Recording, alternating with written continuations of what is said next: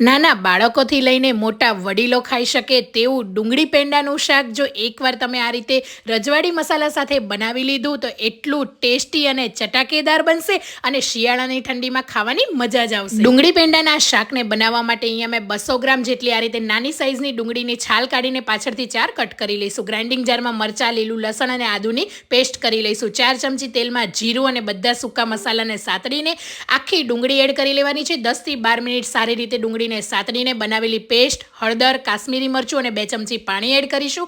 તેલ ઉપર આવી જાય પછી 3 ટામેટાની પ્યુરી અને મીઠું એડ કરીને સારી રીતે શાકને સાતડી લેવાનું છે। હવે અહીં અમે 4 માવાના પેંડા લીધા છે। તમે આબડી પેંડા કે કોઈ પણ પેંડાનો ઉપયોગ કરી શકો અને પેંડા નાખવાથી આ શાક જરાય સ્વીટ નહીં લાગે પણ ટેસ્ટ બેલેન્સ થશે અને એકદમ ટેસ્ટી લાગશે। અને હવે અહીંયા 2 ચમચી જેટલો ગાંઠિયાનો ભૂકો, 10 થી 12 કાજુના ટુકડા અને થોડી એવી કિસમિસ, આ રજવાડી મસાલો શાકમાં એડ કરીને શાકમાં તેલ ઉપર આવી જાય એ પછી ગરમા ગરમ આ શાકને બાજરીના રોટલા સાથે સર્વ